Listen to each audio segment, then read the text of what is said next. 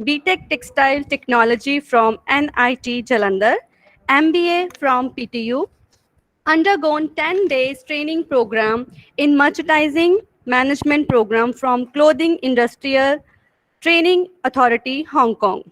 So successfully implemented various community development program in the garment sector sponsored by NSFDC New Delhi, Intelligented Skill Development Scheme, Ministry of Textile Government of India, Department of Science and Technology, World Bank.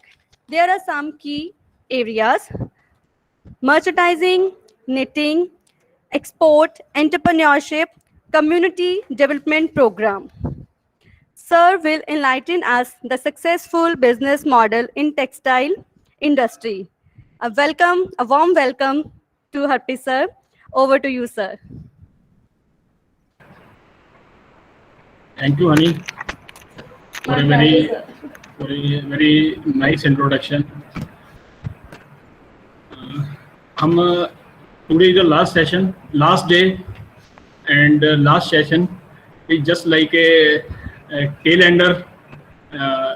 जैसे वो चल रहा होता ना match, cricket match, और एक last ball रहती है, और लास्ट बॉल के अंदर लेटर से भी 6 रन चाहिए जीतने के लिए, तो उसमें जो टेल एंडर को तो सारी जो गेम है उसके ऊपर रहती है भी अब इसने इसकी टर्न है, और सारी ऑडियंस का या जितने भी प्लेयर्स हैं उसके अंदर उस पे रहता है भी अब टेल एंडर तो है ही, आप टेल एंडर नहीं हो, आप तो पिलर हो। मैंने लिख डाला यहाँ पर मैम और हनी मैम के साथ आप तो पिलर हो, तो टेल एंडर तो कभी हो ही नहीं सकते हो।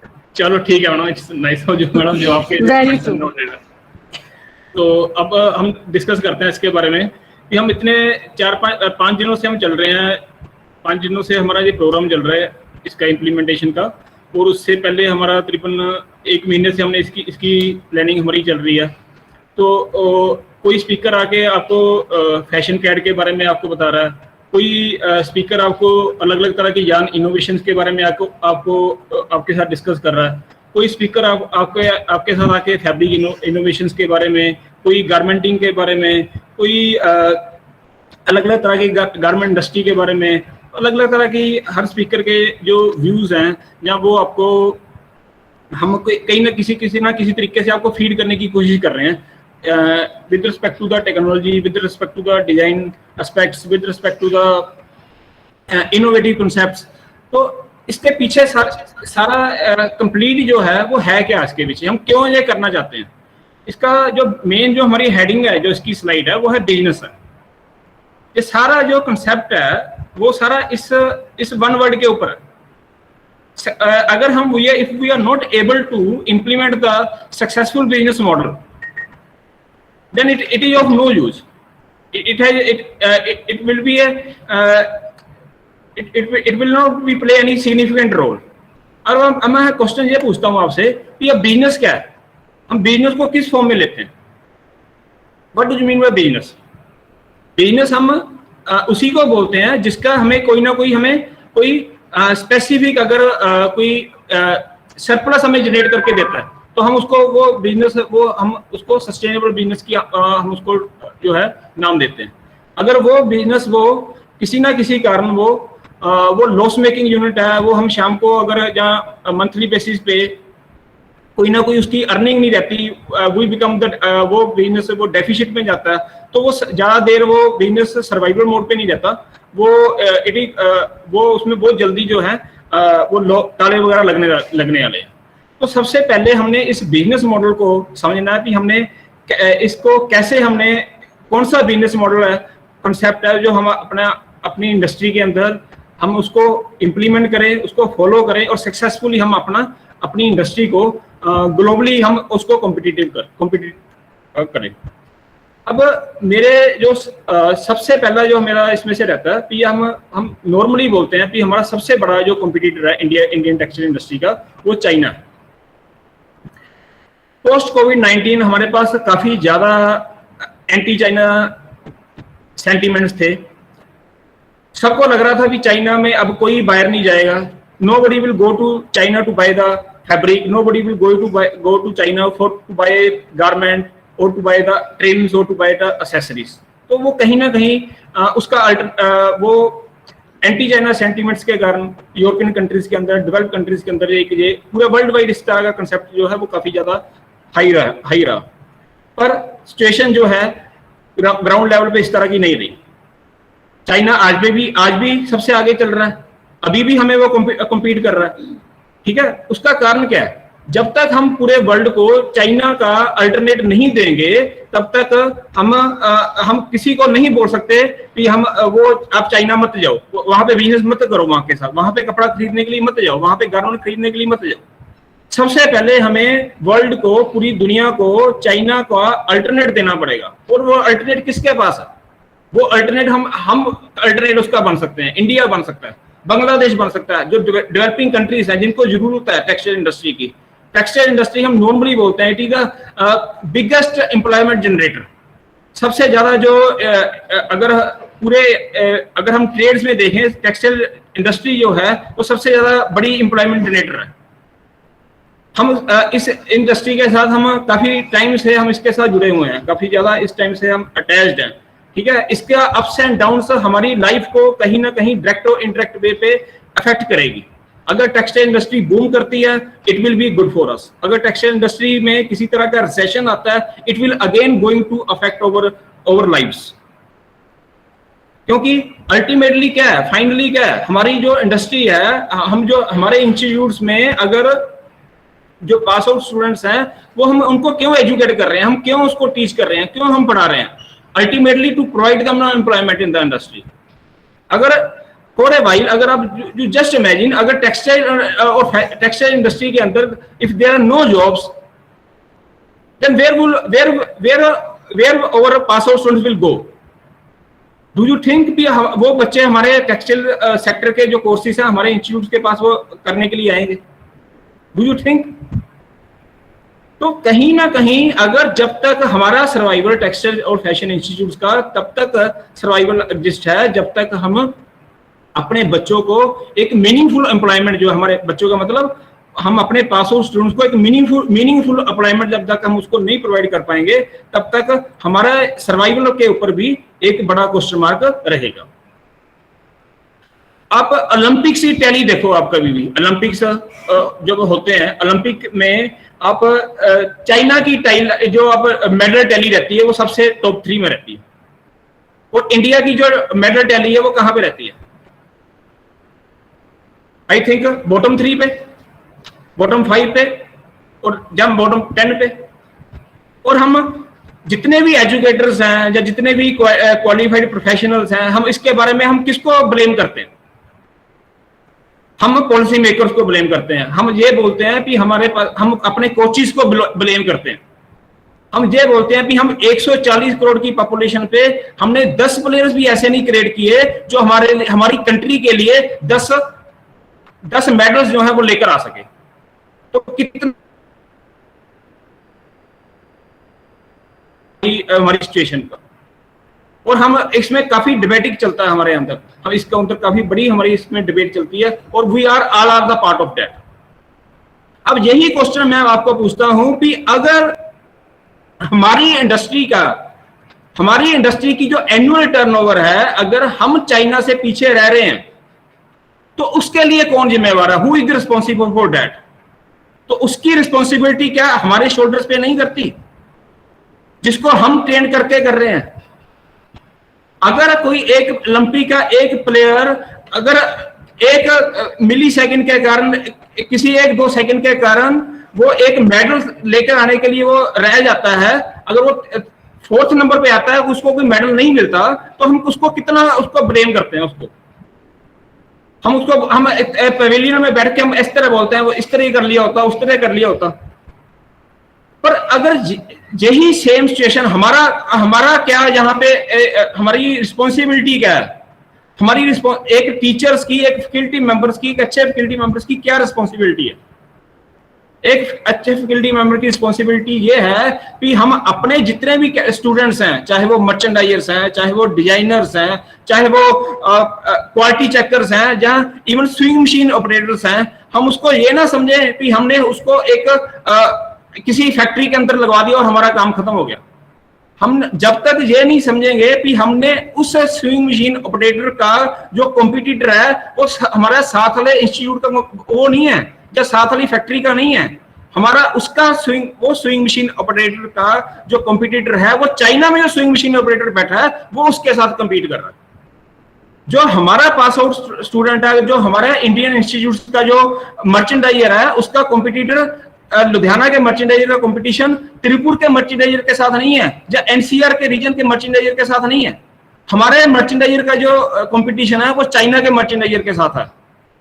अगर हमारी सारी जो पूरी टीम है, डिजाइनर की, मर्चेंडाइजर्स की, प्रोडक्शन मैनेजर की, क्वालिटी चेकर की, स्विंग मशीन ऑपरेटर की, अगर ये सारी टीम एक इंटेग्रेटेड फॉर्म में अगर ये काम करेगी, एफिशिएंटली काम करेगी, only then we can think कि हमारा जो हमारी इंडस्ट्री है वो चाइना के साथ हम कंपीट कर सके। हमारी इंडस्ट्री के अंदर we are not selling the garments, I am repeatedly telling all the participants, we are not selling the garments in our industry, we are not selling the fabrics, we are not selling the yarns, we are not selling the fibers, we are only selling the efficiency. You just go to have a अगर आप किसी को अगर China में swing machine operator की efficiency देखो और हमारे स्विंग मशीन ऑपरेटर की एफिशिएंसी देखो, जमीन आसमान का फर्क कहां पे आ रहा है? फर्क इसमें कॉस्टिंग में आ रहा है। We are not able to produce the garment at such efficient level that we are losing over orders in the international market by a cent. It is such a competitive market, it is such a competitive world. एक 2 cent के कारण we are losing the orders, एक cent के कारण।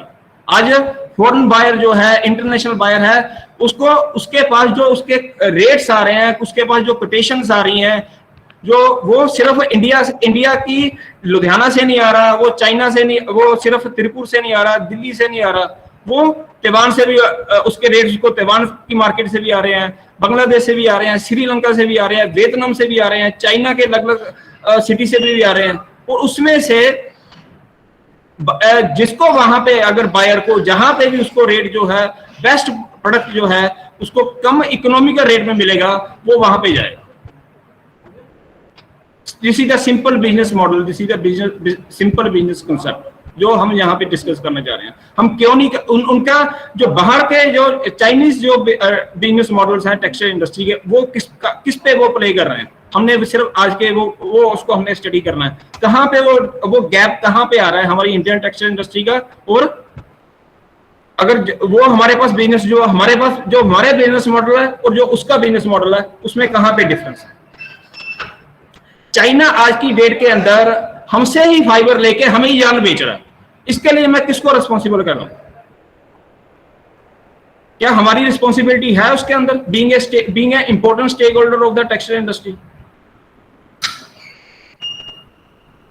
Now we will discuss all these successful business models in the textile industry one by one. We will discuss number 1 the SQL group. This will be the 3 business models that we are going to discuss: SQL group, Tall Apparels and Lee and Fund. तो सबसे पहले हमारा जो है वो SQL क्या है? SQL इसमें से जो सबसे जो इम्पोर्टेंट है इसके अंदर, we are competing in the flat world. We are competing in a flat world. Flat world means we are living in a global village. जहां पे भी कस्टमर को, बायर को बेस्ट इकोनॉमिकल रेट्स पे, हमारी रिक्वायरमेंट्स क्या रहती है किसी भी कस्टमर की while प्लेसिंग द ऑर्डर, वो सबसे पहले हमें जानने की जो है वो है मिनिमम प्राइसेस। अगर हम उसको प्राइस सबसे कम दे रहे हैं, हम ऑन टाइम शिपमेंट दे रहे हैं, up to the mark quality standards दे रहे हैं, और फास्टेस्ट टाइम पीरियड पे दे रहे हैं, मींस हमारा लीड टाइम सबसे कम है, मिनिमम है। अगर और लास्ट है responsiveness to the new opportunities. ये 5 फैक्टर्स हैं जो हम इसको, अगर ये कस्टमर को हम अगर प्रोवाइड कर पा रहे हैं, then we think that we can able to get the order in the international market. Since we are living in the global village, since we are competing in the flat world, if we are not able to compete in these 5 factors, we are bound to lose the order. There are no other parameter to place the order by the foreign buyer to any manufacturer. If any manufacturer fulfills these 5 conditions, I am repeating: minimum prices, on-time shipments, on-time delivery schedules, or higher quality standards, at minimum time period, means minimum at minimum lead time, and responsiveness to new opportunities. Responsiveness to new opportunities means हम नई opportunities को हम कैसे जो है हमारा जो हमारी इसके अंदर क्या हमारा एटीट्यूड क्या है इसको अडॉप्ट करने के लिए। जैसे इससे पहले डॉक्टर नंदन ने बताया कि इसमें इस तरह के जो अलग अलग तरह के टेक्निकल टेक्सटाइल्स के अंदर इस तरह के प्रोडक्ट्स हैं, तो उसमें क्या है, अभी अगर इस तरह के प्रोडक्ट्स हम बता रहे हैं, इस तरह के प्रोडक्ट्स के अंदर technical textiles it is a low volume high profit products, ये उन्होंने बोला है। उनका वॉल्यूम कुछ भी नहीं है, पर they are getting exponential profit in that sector. तो उसमें अगर आप किसी एग्जिस्टिंग गारमेंट मैन्युफैक्चरर को या टेक्सटाइल मैन्युफैक्चरर को अगर आप बात करोगे उसके साथ, वो उसकी पहले रिस्पॉन्सिवनेस ये रहेगी कि वो उसको बोलेगा नहीं यार ये क्या है, इसको छोड़ो, इसको हमारा काम सेट है, हम क्यों करें इसके अंदर। वो उसको रिस्पॉन्स ही नहीं करना चाहता, अपने आप को बदलना नहीं चाहता, अपनी एक लाइन बनी हुई है उसको तोड़ना नहीं चाहता। मैं डॉक्टर नंदन को मैं इसलिए अप्रिशिएट करता हूँ, एक एजुकेशन का, एक एंटरप्रेन्योर के लिए, एक टेक्सटाइल, अगर इस तरह के लोग हमारे इंडस्ट्री के अंदर आते हैं, डॉक्टर नंदन जैसे पढ़े लिखे, वो only then we can think भी हमारा जो आगे जो हमारी इंडस्ट्री का जो आगे जो फ्यूचर है वो सिक्योर है। उनके पास आज की डेट के अंदर सॉरी टू से जितने भी हमारे जो मैन्युफैक्चरर्स हैं, टेक्सटाइल मैन्युफैक्चरर्स हैं या गारमेंट मैन्युफैक्चरर्स हैं, अगर इस तरह के न्यू प्रोडक्ट डेवलपमेंट में they don't have any tilt toward that, उनके लिए ये कुछ वो करना नहीं चाहते, इसके अंदर किसी तरह की R&D वो करना ही नहीं चाहते। उनको तो बस ये है कि जो प्रोडक्ट हमारा बने, मैं एक नॉर्मल मैं जो जितनी मेरी जो अंडरस्टैंडिंग है या जितनी मेरी इंटरेक्शन है जो अपने इंडस्ट्रियल फ्रेंड्स के साथ, वो एक अपना उनका सेट एक सर्कल है बना हुआ है, वो उस सेट सर्कल के अंदर ही वो ऑर्डर आ रहे हैं, ऑर्डर जा रहे हैं, आ रहा है जा रहा है, वो उसी को उसके बाहर वो देखना नहीं चाहते। They don't want to take the risk, they don't want to invest in the R&D। और जब तक आप R&D के अंदर इन्वेस्ट नहीं करोगे, इंडस्ट्री हमारी इन्वेस्ट नहीं करेगी, जब तक हमारे इस तरह के क्वालिफाइड प्रोफेशनल्स, हम अच्छे एफिशिएंट प्रोफेशनल्स हम प्रोवाइड नहीं करेंगे अपनी इंडस्ट्री को, it will be very difficult for us to place all the candidates in the near future, because we have already seen 2008, we have already seen 2020। आगे इस तरह की क्राइसिस मैनेजमेंट के अंदर अगर हम अपने ट्रेंड प्रोफेशनल्स को, अपने इंडस्ट्रियल फ्रेंड्स को अगर आने वाले टाइम पे अगर हम उनको प्रिपेयर रहने के लिए नहीं बोलेंगे, then it will be very difficult for us in the coming days। ये क्राइसिस ये नहीं है कि आज 6 महीने में, साल में कोरोना खत्म हो गया फिर उसके बाद कोई और इस तरह का क्राइसिस नहीं आएगा, नहीं। इस तरह के क्राइसिस जो है it is bound to reoccur after almost again 10 to 15 years every time. आज इस तरह की डिजीज आई है, आगे किस तरह का और रिसेशन आता है 10 और 15 साल बाद हमें कुछ नहीं पता। तो जब तक हम अपनी मैन पावर को अपनी इस तरह की क्राइसिस मैनेजमेंट के लिए हम उसको ट्रेन नहीं करेंगे, तो आने वाले टाइम के अंदर जो हमारे जो टेक्सटाइल इंडस्ट्री का जो जितनी हमारी अपॉर्चुनिटीज हमारे पास थी, हम वो we are not able to grab that opportunities. अगर हमारे पास 2008 में एक अपॉर्चुनिटी थी उसको एंटी चाइना सेंटीमेंट्स को ग्रैब करने की, उसको इनकैश करने की, वी कांट डू दैट। हमारे पास पोस्ट कोविड में हमारे पास अपॉर्चुनिटी थी, पर we are not able to tap that. तो ये वाली इसमें से अब एसक्यूएल के जो वर्किंग मॉडल है वो that is based upon network orchestration. यहाँ पे you are able to see this network orchestration.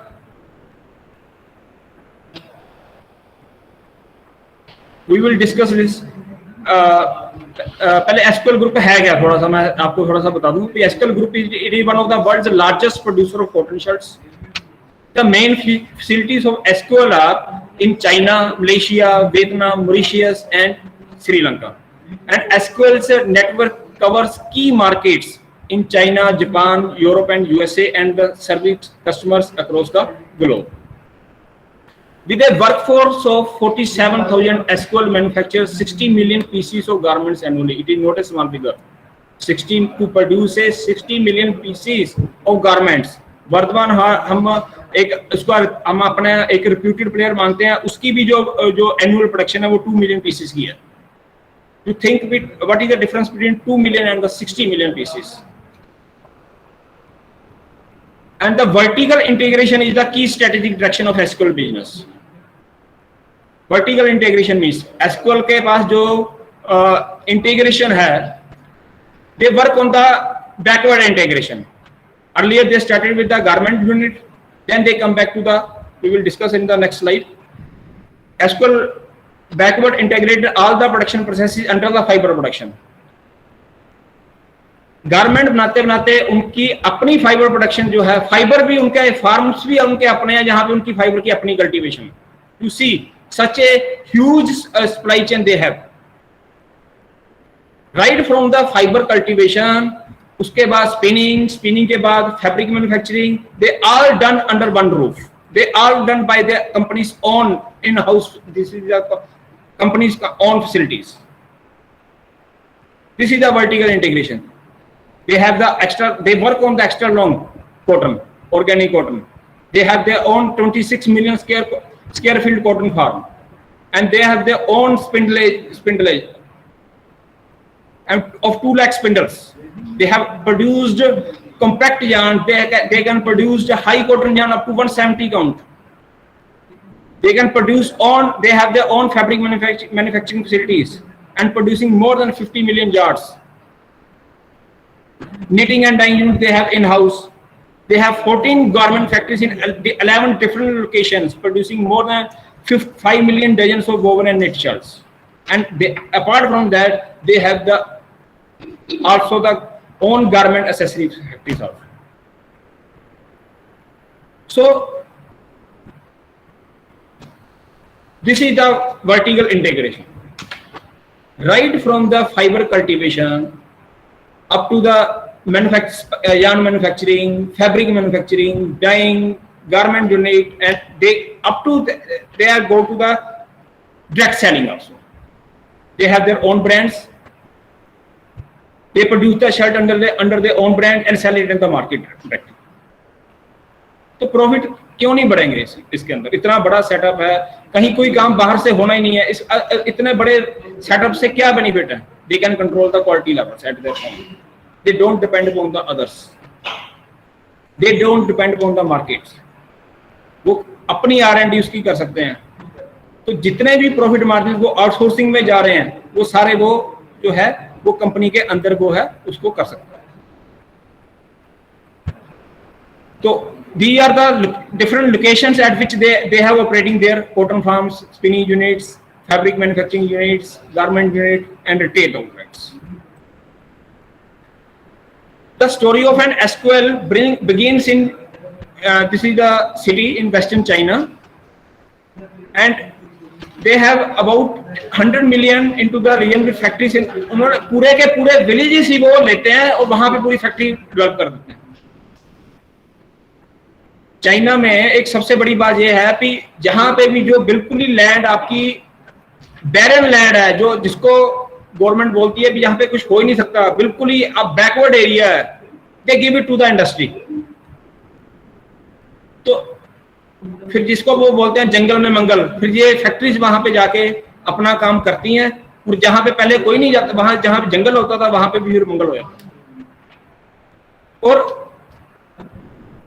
जैसे हमने अपने इनके कॉटन फार्म्स हैं जहां पे वो 12,000 एकड़ के जहां पे अपनी कॉटन की कल्टीवेशन करते हैं, और जितनी भी उनकी कंपनी की अपनी नीड है वो 10% जो उनकी है वो अपनी ही उनकी अपनी कल्टीवेशन है उनके कॉटन फार्म से वहीं से पूरी हो जाती है। और spinning unit are based in ये, और उनकी टर्पन जिंगजैंग ये इनके चाइनीज सिटीज के नाम है।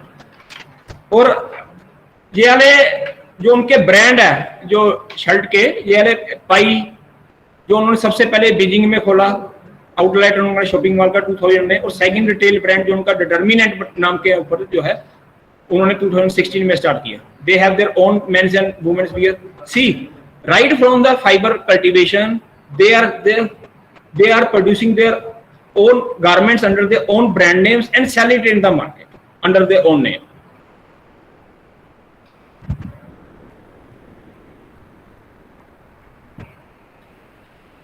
So this is the two connecting points, right from the growing cotton up to the selling of the garments. Apart from that, we have already discussed, they have their own knitting mills, they have all their own weaving units and the garment factories. This is the global presence of the SQL.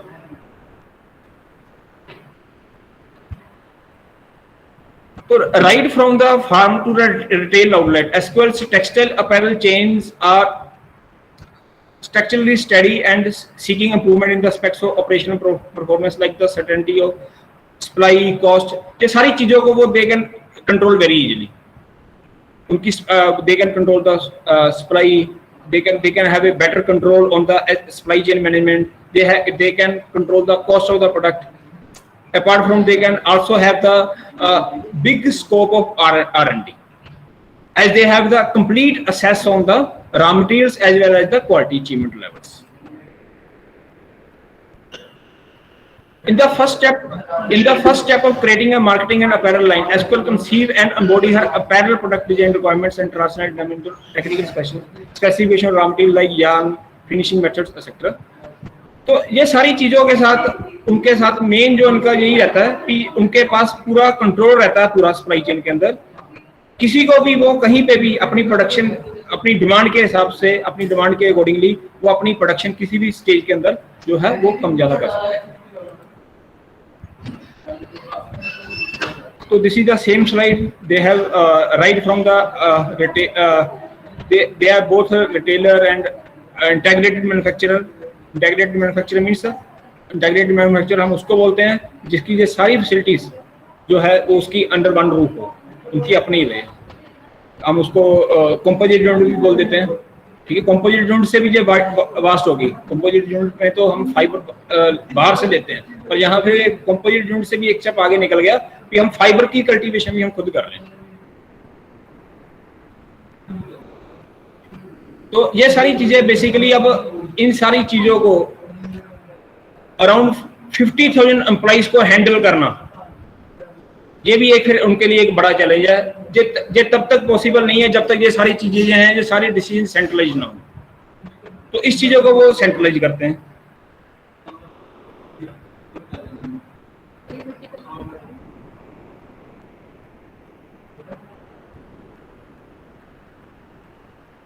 अब हमने network orchestration का हमने starting में देखा था कि network orchestration है क्या। बेसिकली नेटवर्क ऑर्केस्ट्रेशन ये है कि हम ये सारे एलिमेंट्स को हम इंटीग्रेटेड फॉर्म में हम उसको कंट्रोल करते हैं। That is the network orchestration. कोई भी यहाँ पे हमारा कंपोनेंट जो है वो बाहर से नहीं आ रहा। ठीक है, फाइबर से लेकर रिटेलिंग तक हम जो है वो सारा फैक्ट्री के इन हाउस है। तो इसमें से अगर यहाँ पे कोई अगर हलचल होती है, यहाँ पे रिटेलिंग पॉइंट में मेन यहाँ पे प्रोडक्ट मेन सबसे क्रिटिकल पॉइंट यहाँ से है हमारा रिटेलिंग। यहाँ से डिमांड आएगी तो फिर ये सप्लाई चेन बैकवर्ड डायरेक्शन में चलती है जहाँ तक अप टू द फार्मिंग। अगर थोड़ी सी डिस्टर्बेंस यहाँ पे आएगी या जहाँ से अगर डिमांड आएगी, डिमांड अगर बढ़ती है या कम होती है, तो इसका पूरा इम्पैक्ट जो है पूरी यहाँ इस सप्लाई चेन तक पड़ेगा।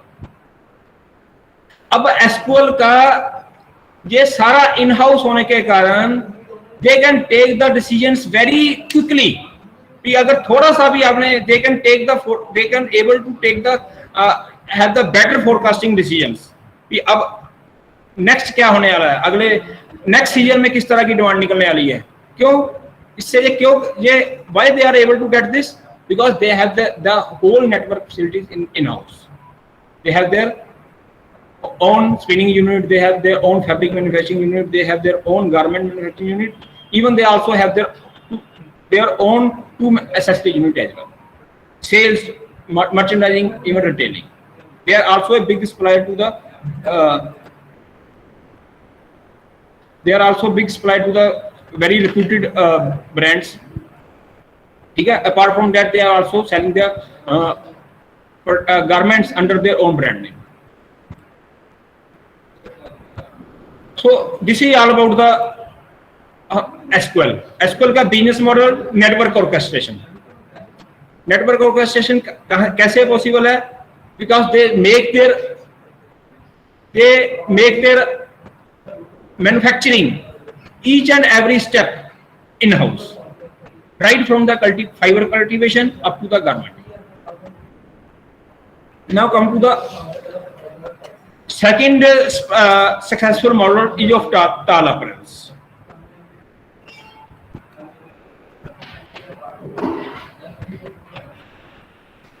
In traditional textile apparel supply chain, brand owners often play the role as a key coordinators. जो हमारा जो ट्रेडिशनल जो सप्लाई चेन है, जो ब्रांड ओनर्स हैं, वो basically they play as the role of key coordinators. In most cases the brand owners are also distributors और retailers who purchase their products from a wide array of suppliers, wide range of suppliers in response to the types of the market demand. हमें ये सभी को पता है, अभी जितने भी reputed brand manufacturers हैं, brand names हैं, आप you take the name of any brand name, they don't have their own manufacturing facility. They make their products produced from the manufacturers on the basis that is known as that term is known as the contract manufacturing. तो अब इसके अंदर जो हमारा जो है distributors का जितने भी हमारे जो बड़े ब्रांड्स हैं, जो हमारे लिए सबसे जो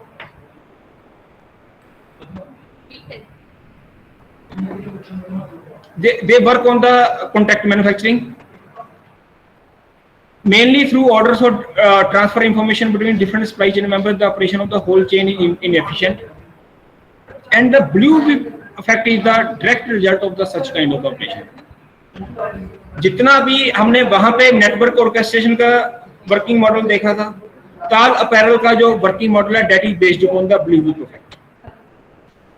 Blue whip effect. What do you understand by blue whip effect? Now we will discuss blue whip effect. For that we have to take the help of this slide. यहाँ पे कोई if any case we take the example of Levi's denim. यहाँ पे अगर एक retail brand है, जहाँ पे वो हम यहाँ पे इसकी एग्जांपल लेते हैं कि अगर यहाँ पे इसकी किसी उसके प्रोडक्ट की मार्केट के अंदर डिमांड बढ़ती है रिटेल सेगमेंट के अंदर, तो अगर मान लो भी अगर एक सीजन के अंदर उसका लेट अस से भी एक आउटलेट के अंदर 2000 पीस की उसको लगती है, फोरकास्टिंग लग रही है भी उसकी पीस बढ़ेगी, तो वो इन टर्न बढ़ती जो क्या होती है कि सेल्स एंड मार्केटिंग यहाँ से अगर 2000 पीसेस की बड़ी मर्चेंडाइजिंग उसको अपने हिसाब से 2200 की कर देता है, एक्सेसरीज वाला उसको अपने आगे या गारमेंट वाला अपने आगे उसको 2500 का कर देता है, और जब फैब्रिक और मैन्युफैक्चरिंग यूनिट वाला नीटिंग मैन्युफैक्चरिंग यूनिट वाला उसको हो सकता है 2800 या 3000 का कर दे, और जो स्पिनिंग यूनिट वाला जो है वो उसको हो सकता है 3200 या 3500 तक ले जाए. तो बड़ा हमारी रिक्वायरमेंट क्या थी, 2000 पीस की बड़ी है हमारी, लेटर से भी एक मंथ की हमारी 2000 पीस की एनहांसमेंट जो है फोरकास्ट हुआ, और हम इसको ले गए हम 3500 तक. तो इसके रिजल्ट में जो 1500 पीस हमारा एक्स्ट्रा बनेगा, अब वो कहां पे जाएगा, और उस 3500 के पीस के अंदर जो हमारी जितनी भी इन्वेंट्री उसमें बढ़ेगी, उसके अकॉर्डिंगली एक्सेसरीज यूनिट के जो इन्वेंट्री है वो बढ़ेगी, गारमेंट मैन्युफैक्चरिंग यूनिट की इन्वेंट्री है वो इंक्रीज होगी, वो अननेसेसरी जो इन्वेंट्री पाइल अप है वो होता जाएगा हर पॉइंट के ऊपर. और इन्वेंट्री पाइल अप जो है that is not a good sign. We have to control the inventory, we have to have the efficient inventory management system. And unfortunately, we are working, our industry again working in a very unorganized, haphazardly manner, and we don't have any efficient inventory management tools upon which we should work. We can have the example of organized inventory management companies. We can have the example of Maruti. We can have the example of Hero Cycles. We can have the example of Amazon. Only these companies, those work in an organized manner, have an organized inventory management tools. But in the companies where there is no organized system, or we can say the unorganized companies, the inventory level is likely to be increased backward from the retailing up to the fiber manufacturing, and ultimately that inventory will result in at the end of the day, that increase in inventory will result in the discounted sales. जो हम बाद में फिर जो देखते हैं, जो 3 के साथ 1 फ्री या 2 के साथ 1 फ्री या 2 के साथ 2 free, that is basically the result of that unorganized inventory management system. So blue whip effect, what does blue whip effect says? Blue whip effect says that the inventory also has to be controlled in a very we should have a very organized way in the inventory management system. अगर हमारे पास यहाँ पे 2000 piece का hike हुआ है, 2000 piece की हम forecast कर रहे हैं कि हमारा बढ़ेगा, तो 2000 पीस का मतलब है कि हम accordingly we should close the production, final production near to 2000. अगर 2000 का अगर 2100 हो जाए तो इट्स ओके, 1900 हो जाए तो इट्स ओके, बट अगर 2000 पीस की फोरकास्ट एनहांसमेंट हुई है प्रोडक्शन की, अगर वो 3500 में जाके खत्म होगी, तो वो ultimately at the end of the day that will result in the discounted sales of the company, and the discounted sales will leads to the reduction of the profit margins, or that increase in production may also result in the losses to the company. क्योंकि जितना पूरा उन्होंने कई बार पूरे order के अंदर नहीं save करना होता, उतना लॉस जो है वो उस 1500 यूनिट का जो सरप्लस यूनिट है वो बना, वो उसमें हमने बढ़ा दिया, वो हमने उससे जितने प्रॉफिट है उसमें से हमने लूज कर दी. So inventory management is again a very important factor, and blue whip effect is talking about the inventory management. And Tal Apparel has a very efficient model to control the inventory at every stage of the garment manufacturing process. बार बार हम बोलते हैं only slimmest and the leanest will be able to survive in the competitive market, in the future market. अगर हम futuristic की बात करते हैं, who will survive? Leanest will be the survivor, slimmest will be the survivor. तो leanest, slimmest का मतलब ये नहीं है अभी we can start taking the yoga classes from Baba Ramdev.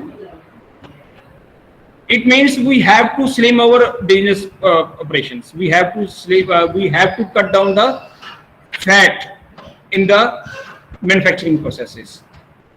If we require the fabric for the increase of the 2000 pieces, then only increase of the then only the fabric will be ordered according to the increase in the 2000 pieces garments.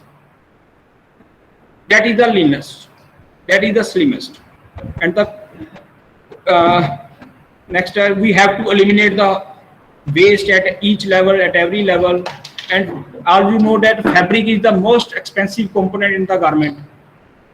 We don't say fabric as a fabric. We normally say in the garment industry fabric as a gold, because the profitability of the fabric directly depends upon the efficient usage of the fabric. So except for brand owners, powerful manufacturers can also play the role of coordinating such kind of efficient oriented chain, and such type of coordination is better configured for mass fashion product. So this is all about efficiency. We are repeatedly taking over words. We are repeatedly calling that we are not selling the product. We are selling only the efficiency. To describe the significance of type 2 coordination practice, we are one of the key places. So Tal Apparels, how it starts? It started in 1947 with the world's largest producer dress shirts, making every 1/6 हर एक 6 dress shirts के पीछे जो sold out shirt होती है, every one it is made by the Tal Apparels. And the major customers of Tal Apparels include large retailers such as JCPenney, J.Crew, and leading national brands such as Levi's and Bosch. And the convicting story about Tal as a key coordinator is the efficiency-oriented supply chain between Tal and one of our largest customers, JCPenney. And जो इसमें के अंदर जो आपका जो business model है जो workout करता है Tal Apparels के अंदर और JCPenney के अंदर, they work on the principle of vendor management inventory, VMI. Under VMI they work on the, जो उसमें सबसे important element है VMI का, they work on the cross docking. Cross dock, you must hear about cross dock. Cross dock में क्या होता है कि जब आपका they basically Tal Apparels work on cutting down the inventory cost. They are basically cutting down the warehousing cost. In warehousing, warehouse क्या होता है? Warehouse के अंदर we simply store the products. But in cross dock, they have maximum cross docks in Tal Apparel is basically the manufacturer of JCPenney. JCPenney is the customer of Tal Apparels. And उसकी जो JCPenney की जो inventory है वो Tal Apparels handle करता है. ये इसकी एक्सटेंडेड सर्विसेज है जो अपने प्रीमियर कस्टमर्स को वहां की कंपनीज ऑफर कर रही है. सच ए रेप्यूटेड ब्रांड्स जैसे JCPenney जैसे रेप्यूटेड ब्रांड्स को extended services. It is not just order taking, order giving. It is not just now वो गेम नहीं है. अब ऑर्डर लिया या एक उसके बाद आज की डेट के अंदर जो फॉरेन कस्टमर्स वो एक्सपेक्ट कर रहा है आपके मैन्युफैक्चरर के साथ, मैन्युफैक्चरर से एक्सपेक्ट कर रहा है कंप्लायंसेस की भी. वो जो लास्ट लेक्चर के अंदर जो हमारी डिस्कशन हो रही थी कि वो कंप्लायंसेस के बारे में भी कस्टमर बोलता है कि आप अपने वर्कर्स को जो एप्रोप्रिएट जो सैलरी स्ट्रक्चर्स हैं वो आप उनको दे रहे हो कि नहीं दे रहे. क्या आप उनसे ओवर टाइम लगाते हो? अगर वो लगाते हो तो वो उसका पे करते हो कि नहीं करते? क्या उसकी वर्किंग कंडीशंस क्या है? सेफ्टी पैरामीटर्स क्या है उस फैक्ट्री के अंदर? They are so concerned about जो फॉरेन कस्टमर्स है. और in turn what the manufacturer deliver to their customers, they take their logistic services, they provide them the extended services to their esteemed manufacturers. In this case, what did the Tal Apparel do for the JCPenney? They have the vendor management inventory operations, जिसके अगर JCPenney के अंदर कौन से store के अंदर कितने कौन से प्रोडक्ट की कौन से कलर की क्या रिक्वायरमेंट है, उतना माइक्रो लेवल जो है वो Tal Apparel जो है वो कंट्रोल करता है. क्योंकि अल्टीमेटली उसका ऑर्डर जो है वो सारा JCPenney का, अगर शर्ट के जितनी भी शर्ट्स वो बन रही है, मैन्युफैक्चरिंग हो रही है, वो Tal Apparel में बन रही है.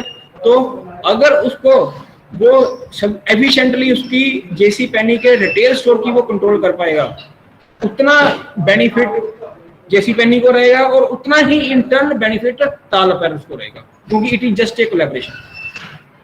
अगर मेरा कस्टमर लॉस में जाता है तो मैन्युफैक्चरर कभी भी प्रॉफिट नहीं सोच सकता. और अगर कस्टमर हमारा प्रॉफिटेबिलिटी में रहता है तो वो उसका डायरेक्ट बेनिफिट जो है वो मैन्युफैक्चरर को जाता है. तो this is how the business work. ये कभी भी कस्टमर या मैन्युफैक्चरर कभी भी एक दूसरे के साथ वो आइसोलेशन में सर्वाइव नहीं कर सकते. We have to take the pains of each other, and we also have to share the joys of each other. This is how the bonding develops. Manufacturer and customer does not work cannot think about the work in isolation. And this is how the Chinese companies do. They know how to get the business. They know how to make हमने उसको how to satisfy their customers. अपने customer को कैसे satisfy करना, because it is a common rule in the market, in the business, that only the satisfied customer will come to the seller again. Unsatisfied customer will not come again to the seller. In fact, they will tell others to don't go for that seller. If we are unable to produce, if we are unable to अगर हम उसकी किसी तरह की उसकी अगर quality को अगर हम उसको सर्व नहीं कर पाते, in terms of price, in terms of quality parameters, in terms of delivery schedules, in terms of lead time, तो वो हम कभी भी एक्सपेक्ट नहीं कर सकते उससे. So they both are work each other, and Tal Apparels and I must say कि अगर Chinese companies हैं, they have such a broad vision कि उन्होंने they know how, basically they know the nerve of the customers.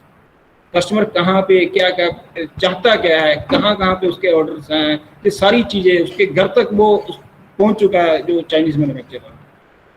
तो वो chain को अगर हम तोड़ेंगे, only then we can think कि we can compete with the China.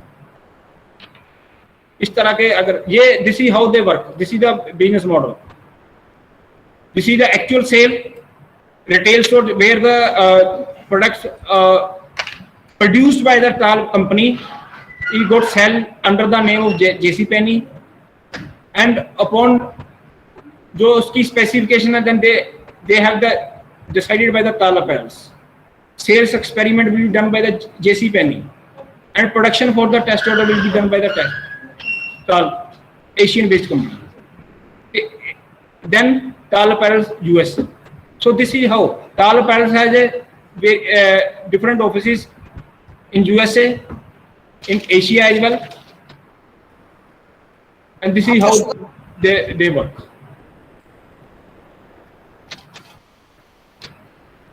So I got a slip from one of my colleagues that I have to wind up, because because our dignitaries are come in the meeting room to join us for the validity and feedback session. So this is how I am requested all the participants. So this is all about my presentation, today's presentation. Time I have to leave in between, but somehow I will share the PPT with all my friends, with all my participants. So no problem, sir. Thank you so much. Sorry, sir, and thank you, sir.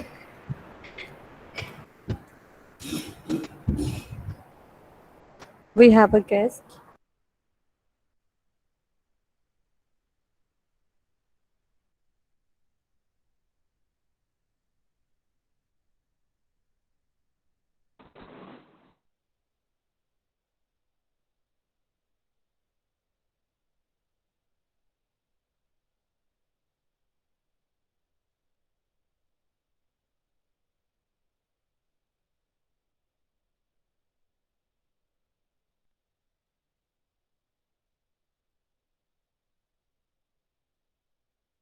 in case any query, we can discuss.